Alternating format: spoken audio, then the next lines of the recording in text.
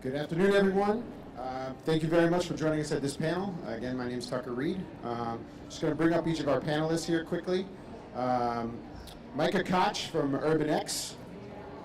Paul Asel, the managing partner at NGP. Gayle Jennings-O'Byrne, the founder and CEO of Manifesto. And Nathalie Molina Niño, CEO and founder of BRAVA Investments.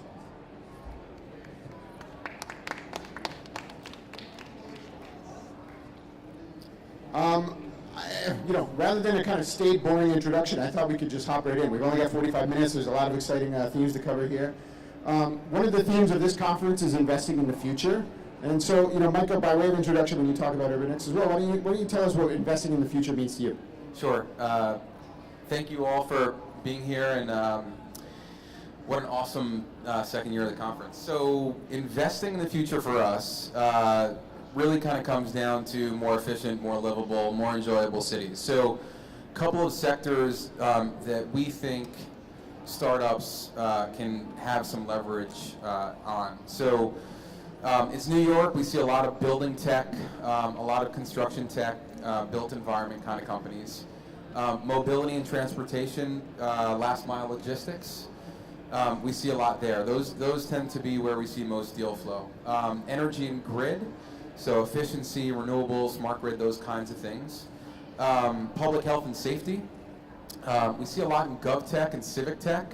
So startups who are helping to make government more efficient and more responsive.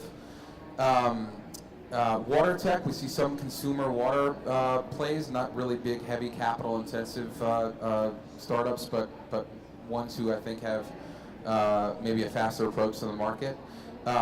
Waste and food systems, so urban ag is a really hot sector, particularly here in the city. And I think we think about the wrinkles in between those sectors is also where things get really, really interesting. So the idea of looking at cities holistically, thinking about kind of city infrastructure, thinking about public health and safety, and again, where these different verticals kind of bleed into one another. It's almost an exhaustive list. Like there's nothing that to not be disrupted down so there. We actually don't do anything in healthcare. Healthcare is an area like where we won't touch that. We don't have the right resources in place. We don't know the right kind of people there, and also generally like in education, we haven't done anything around ed tech. So that's also an area where I think some of your colleagues up here actually touch those spaces, right? So Paul, investing in the future. So.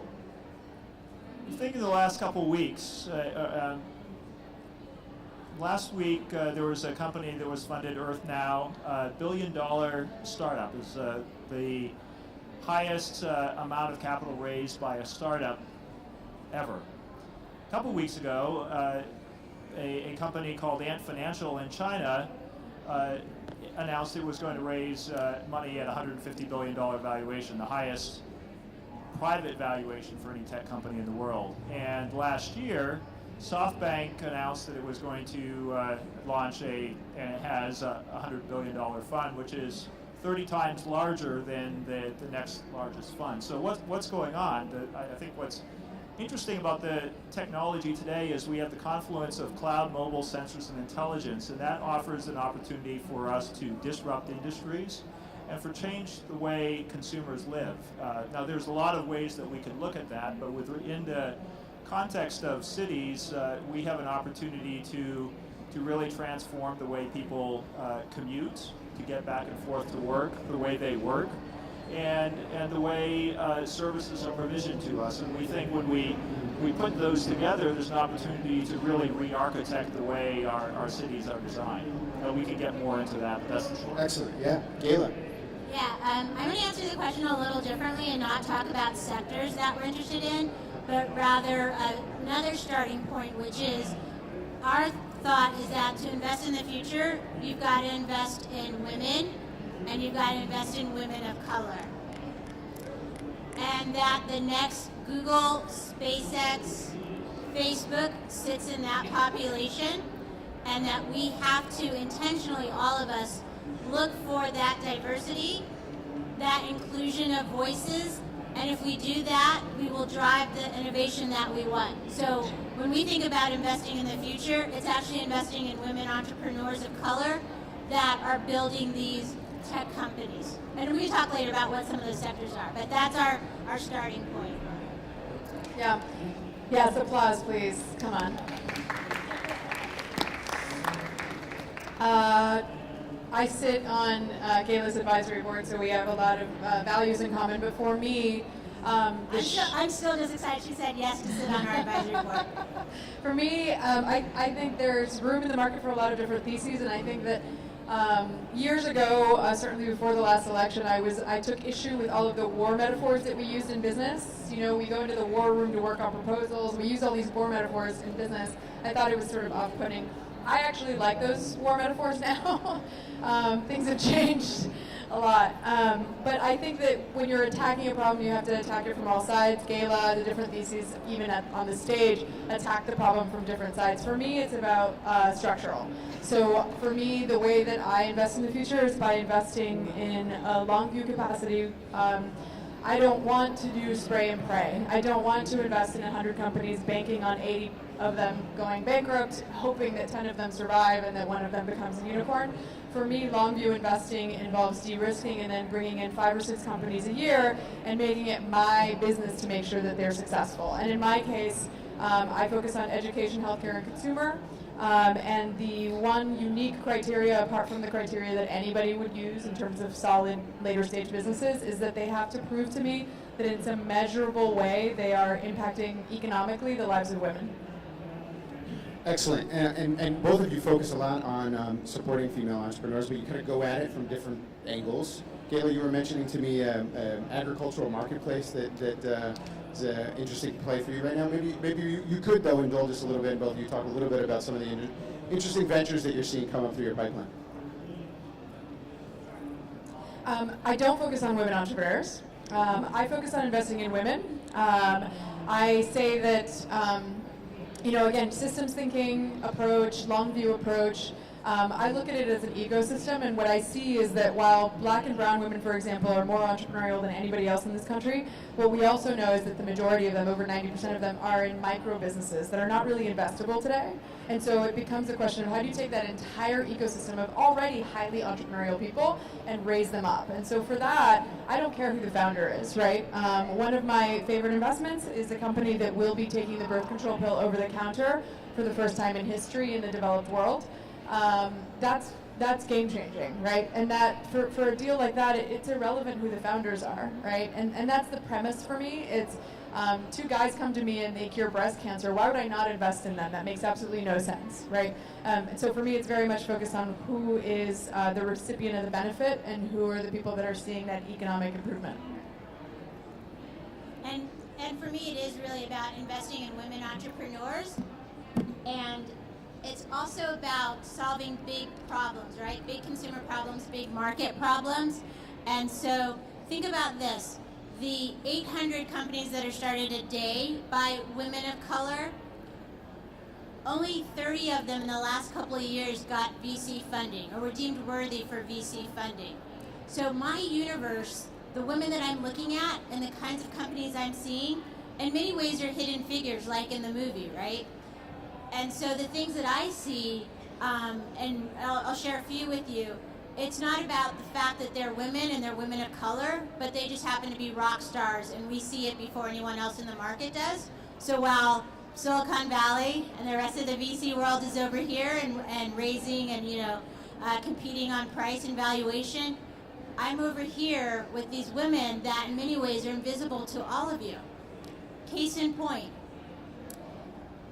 If you wanted to make a organic Cheerio or breakfast cereal tomorrow, where would you go to buy those organic ingredients?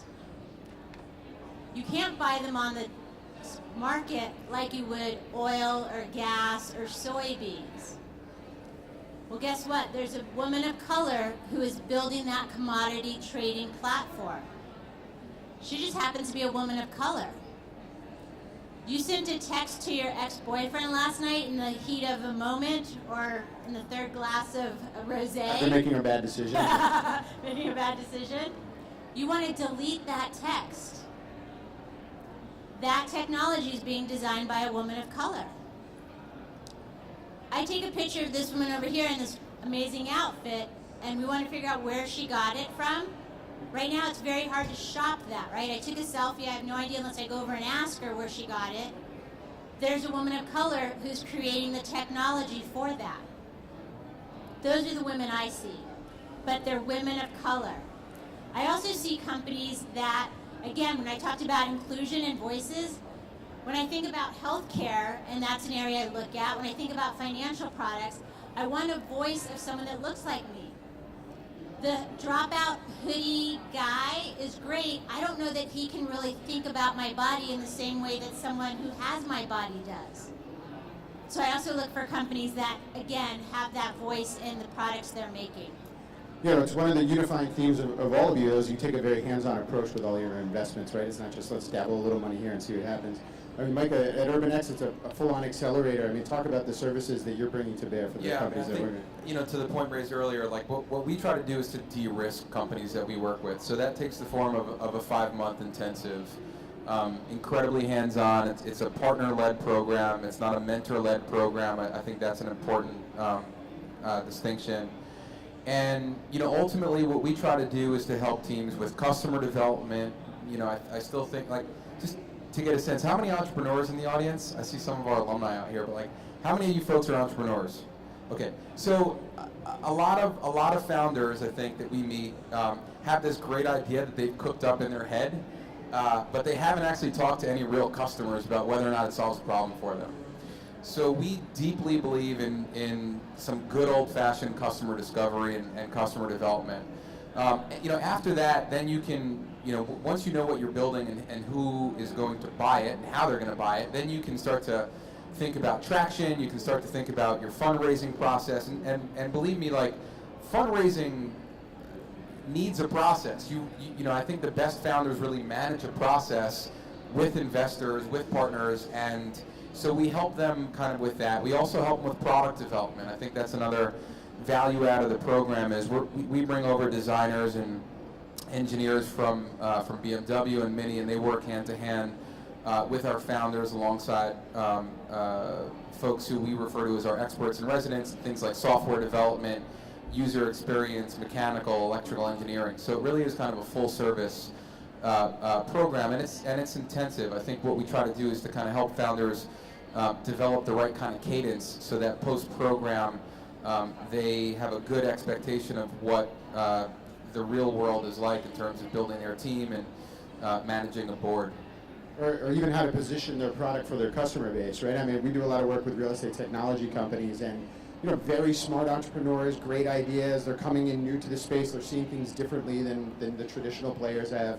But they may have never worked in real estate, right? So they're developing a product for an audience they haven't necessarily talked to before. You know, Paul, when I think about some of the investments you're making, particularly in the mobility space, I mean, one of the customers are cities, right? We're at a smart city conference, and so you know, how do you think of the role of the public sector when both you're evaluating investments and then helping your company succeed? So we've been investing in the transportation and logistics sector for the last 5 years. When we started, we were not expecting to get into smart cities, but the more time we spend in the sector, we realize that all roads lead back to government and particularly to cities. There are a couple problems that we identified that we're investing around. One is that the average mega urban resident spends 10% of their time commuting in the United States. The government in the U.S. has really organized our transportation around the auto sector, around transportation as an asset. As a result, our cities are more spread out, and commuting is more costly. The cities in the U.S., like Los Angeles, Miami, Atlanta, that have the highest percentage of commutes by autos are spending sometimes people are spending sometimes 2 and 3 times as much for commutes as a percentage of their income as cities like Washington and New York where it's spent little. So people are spending up to 20% of their income just in commuting. So we have a lot of time, it's very expensive, and we have cities where 25% of the area is spent just for parking.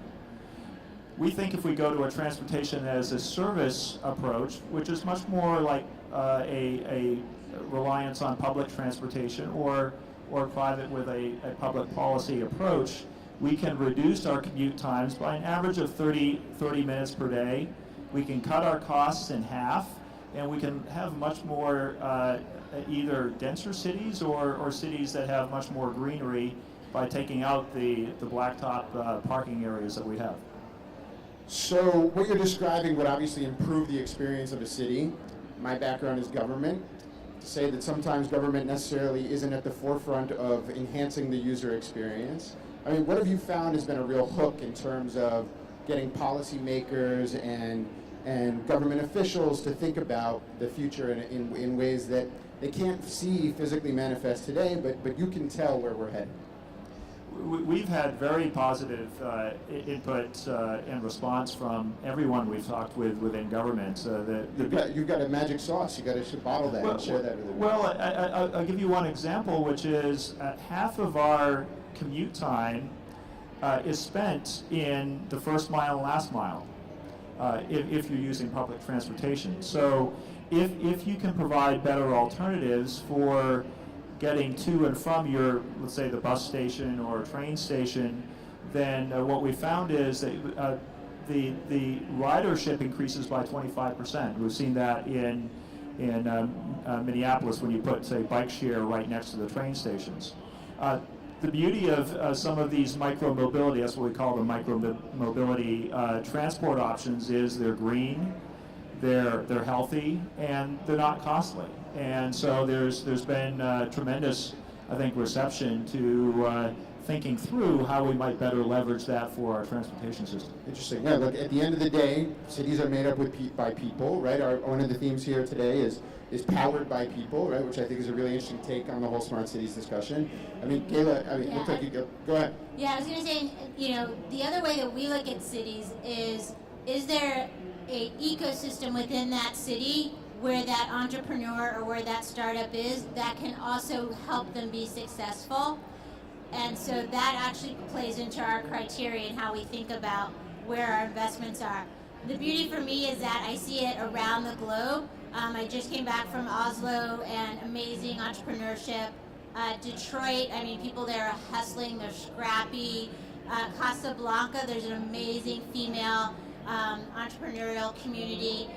Dubai has one. And so a lot of how I think about cities is how the cities are not only smart cities, but how they are helping and supporting their entrepreneurs, because obviously we can't always be on the ground with them, but it's more than just a check that we're about. It's that bear hug and making them successful.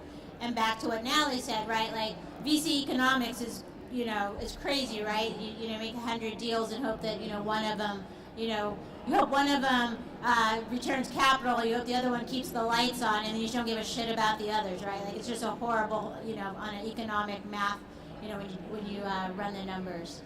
Now I'm going to have to eat those words when one of you guys come up here and tell me about, a great exit you had. But or when your fund just starts batting 1,000, then you're in a good place. But I want to stick on that for 1 second, because, I mean, you talked about it, and you take a very interesting approach to public engagement, right? And engaging with folks whose ideas may not have been uncovered in the past, right? What are some best practices that you've seen that you're implying, but both cities generally are, in terms of engaging emerging entrepreneurs? Some of it's where we find them. So programs like that Micah has, right? Like, do they have their own ecosystem, their own network? Are there incubators? Are there accelerators? Have they built an ecosystem themselves? Is one of the things that we look at. Another is they themselves, like, can this person get it over the goal line? I remember I was meeting with a very active investor, and a guy was leaving and I was coming in for the next meeting, and he said, that guy has lost me so much money. He's like, ugh. He's like, but I'm going to invest in his next company. And I was like, wow, can we talk about that? And it was the next 20 minutes of our conversation, because what he was saying is that that's a guy that he believes can get it over the goal line. He might not have done it with that company and that technology, but as a founder, he's that guy that can do that. I have a whole bunch more, but I'll stop with that. No, one. or if you got another you want to throw out, go ahead. I will. Yeah, actually, go. Attracting a really good team. A really good team. And think about this, how much harder that is when you're a woman of color who is starting a company. You probably don't have a lot of money. You're bootstrapping it, but you want the best talent out there. And it may be a Russian guy who probably doesn't know a lot of Latina women or black women, and you're trying to get him to come work for your company that has no track record, and he's looking at your company versus an offer at Google or, XYZ, company, right? If that woman can get him to come, I'm like, there's something there. I want to take another look. So just think about all the things when we talk about race and gender lens and all this stuff. If you can attract that A team, I'm already hooked. There's got to be something there, right? It's either you've been able to get a team that says, I'm going to charge up that mountain with you, or you've got some technology, but there's something there. So that's another one I always look at, because particularly with women of color, to be able to attract that A team, there's got to be some magic sauce in there. And Nathalie, do you want to hop in there? Are there some best practices that you've seen in terms of founder success that are kind of key ingredients? Yeah. So I focus on later stage, but there's an example of a company that unfortunately no longer exists, just shut down, but it's still to the founder story, and it's civic engagement, right? So this is a company called Josephine. For those of you that are familiar with it, they tried to create a marketplace for home cooks. So an Etsy type marketplace where you could find that woman down the street who on Saturdays from noon to 5 sells her empanadas, right? And so people were monetizing their home kitchens and creating a supplemental source of income. It got so popular in San Francisco that they ended up getting shut down for health code reasons, right? And so what the founder did is the founder co-wrote a piece of legislation that is actually currently going through the process and is doing really well. But didn't just sit on his hands while that figured itself out. Then he went to Seattle and he went to Portland, to the Smart Cities division within the mayor's office, and said, I want to, unlike Lyft, unlike Airbnb and all of these other organizations, I'm going to give you real-time access to my API so that you have all the data that you could possibly want. I'm going to work with you to create a real economic development program, focus on food deserts within your city, right?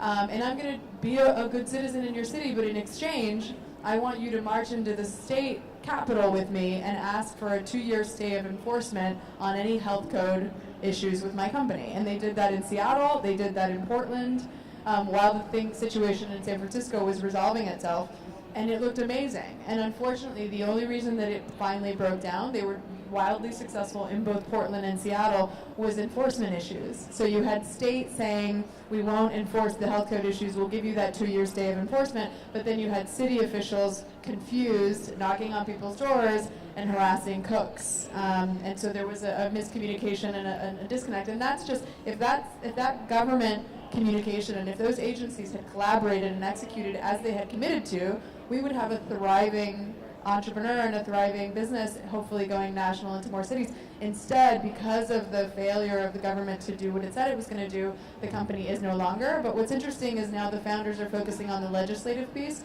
and my suspicion is just like your story, that I'm going to bank on that founder next time no matter what they do. That was genius. Right. For real perseverance there. I mean, part of there's a risk to engaging with government maybe too early, too often. We see a lot of growing companies I'd rather beg for forgiveness than ask permission on the front end. I mean, how are you helping companies navigate government? And I know you got something you want to add to that. Yeah, so I just wanted to add one quick point on that, which is, I think the pattern recognition that I've seen working with hundreds and hundreds of startups is like the ones who are most successful really shorten the feedback loops on their key learnings, right? So it's knowing what experiments to run, and then using the learnings from that experiment to get to the next experiment. And like, if they can crunch the time scale, like those are the most successful founders. Because generally speaking, like most founders pivot. It's not the first idea, it's not the first customer segment, it's not the first value proposition. There are multiple pivots along the way. And so there's this combination of like persistence and also understanding how to shorten the feedback loops, because time is the most valuable resource. It's not money, it's time.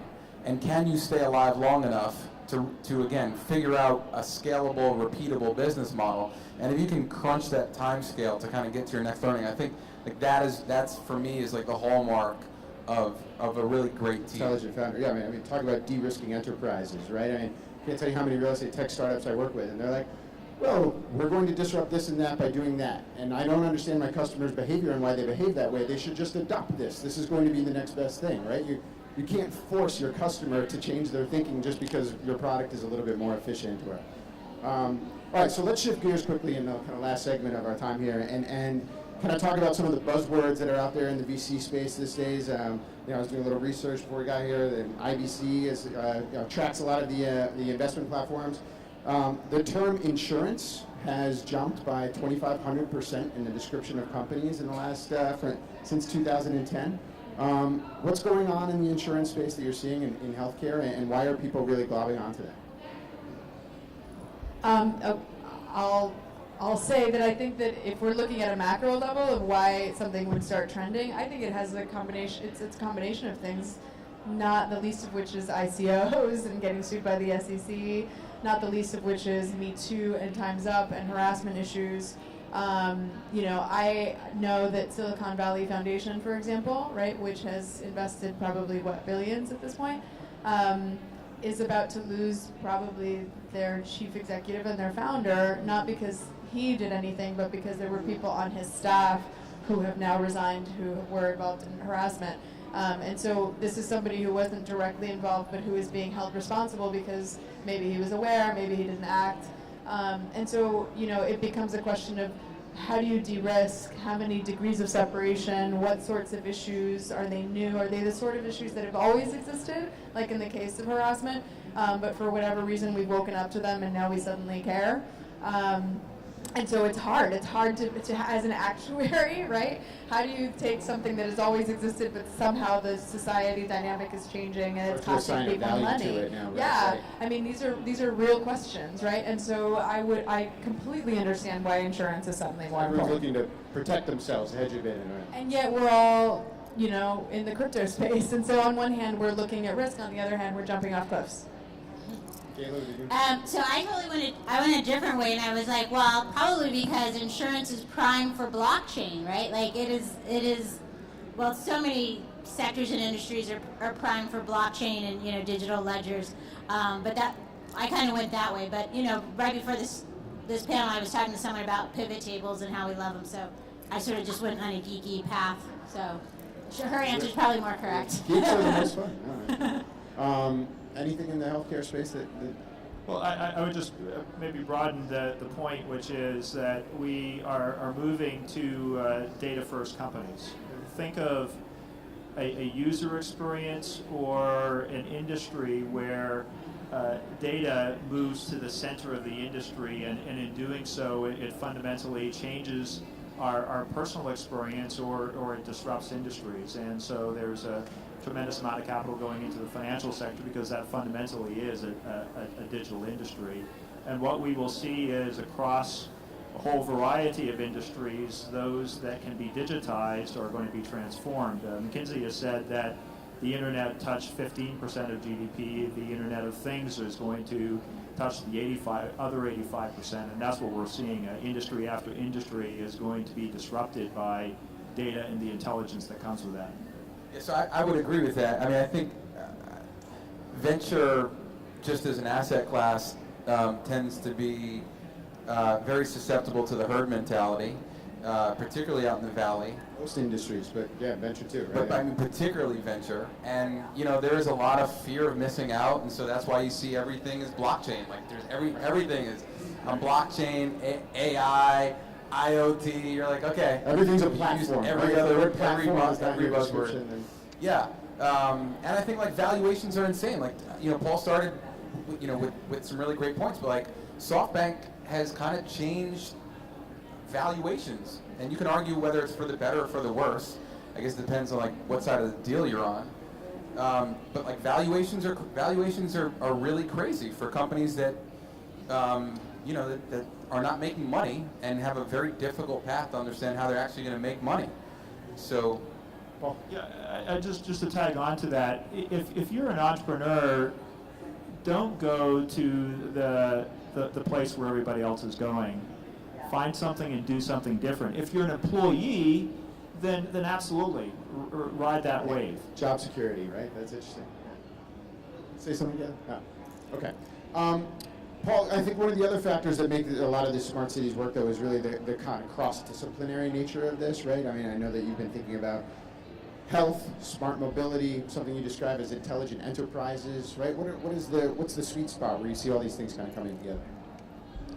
Well, we really think through how does sensors, cloud, intelligence, and mobility change things. It's that concoction that has the opportunity to do things differently. And as I mentioned, you can apply that across 85% of industries out there.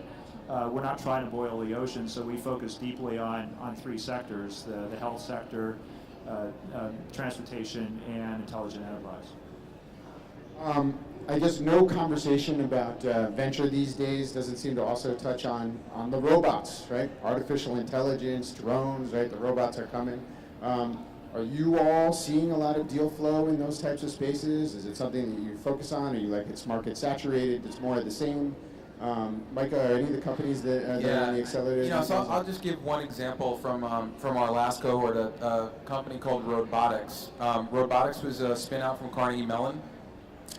So they use basically a robot, but really some machine learning software to do road assessment. So they do real-time road monitoring and road assessment. And the truth is that the way that roads are assessed is much like they were 2,000 years ago. It's with a pen and a paper and someone on a clipboard. And really the only thing changed is that now they're on the back of a Ford pickup truck where they used to be back in the back of a horse chariot. And so, ultimately they're using a phone to assess what's happening on a road, and then sending that up to the cloud and running some analytics on it to determine basically where interventions make the most sense, and then ultimately to QA those interventions. Really expensive process for cities to run, and so ultimately, like, the value proposition is around cost savings.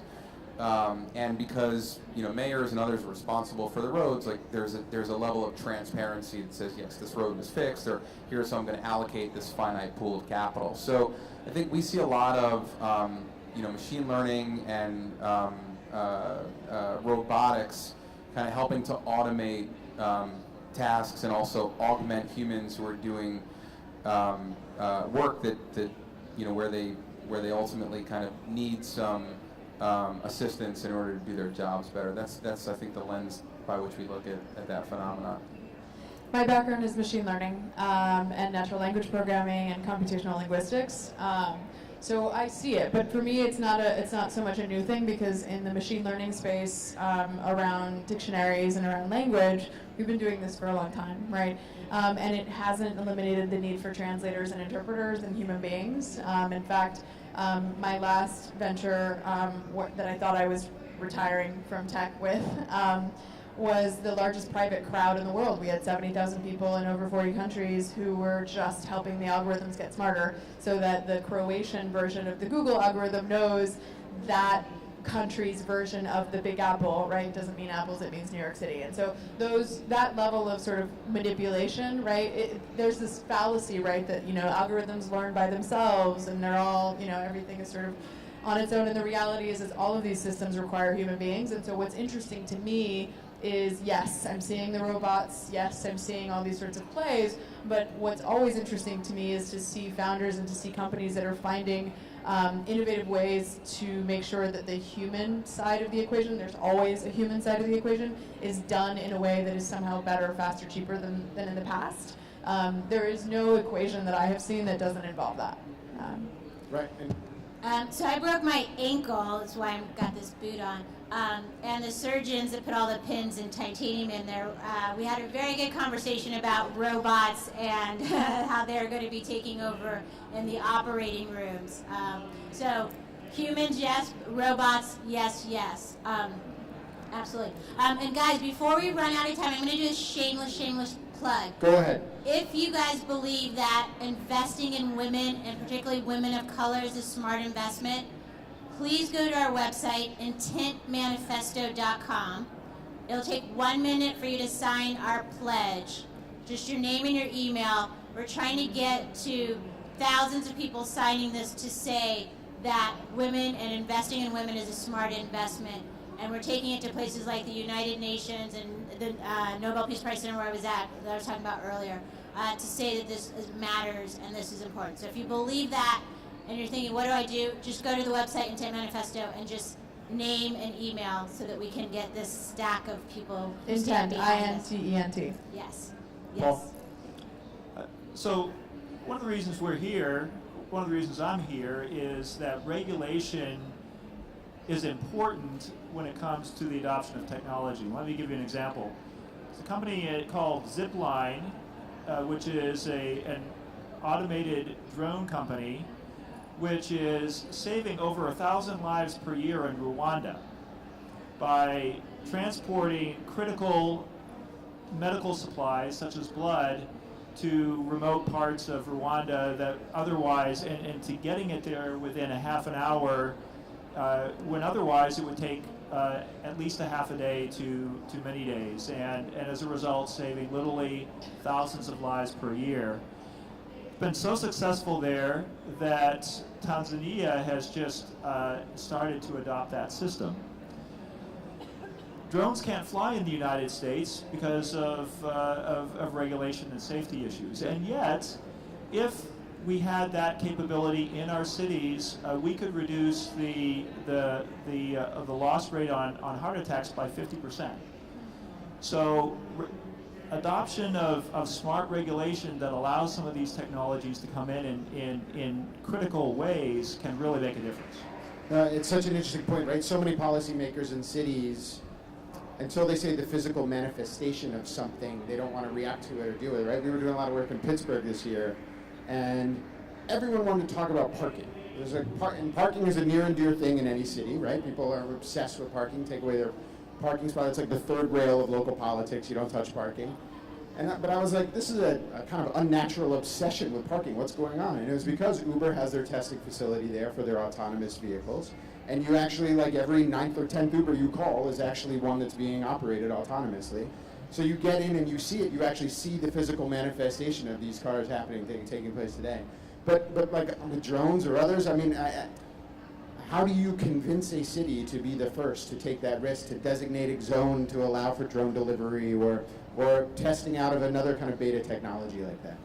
Well, and that's what's happening is Zipline wants to operate in the United States. They're demonstrating it elsewhere. And what the drone industry is currently doing is it's working in the medical industry to provide critical care delivery on a very accelerated basis. They're actually not only in Africa, but there's a company, Matternet, which is deploying a system like this in hospitals around Switzerland. And so getting the number of use cases up where they can show that it's reliable and hopefully then be able to apply that here in the U.S. I just read a story about this. So the founders of Skype started a company called Starship, robotic, great name, robot delivery company. So little drones that crawl along the sidewalk and deliver packages. Started in San Francisco. The city of San Francisco banned them, so they are no longer allowed in San Francisco. To which most people from SF probably applauded. Founders were like, San Francisco's taking some hits today. yeah, well, I mean, look, they were like, we'll go somewhere else. Like, we know we're not wanted here. We will go somewhere else. And I think you see the same thing with autonomous. Like, Florida, Arizona will say, hey, Uber, what have you, come here and test your stuff on our streets. Maybe and so less dense population, I do think like there are cities and states who are a lot more willing to entertain risks that come with new technology, Yep. and other bigger cities like New York and San Francisco that are likely not. And again, I think it's, we won't kind of decide which side is right on I the think panel. we're in the right place to continue this dialogue, right? There's a lot of mayors out there today that we could maybe go pinch on the arm and share some of these ideas with. But we're out of time. I'm being told we have to finish up. So thanks so much for our panelists for joining us today, and look forward to continuing the conversation. Thanks, Tucker.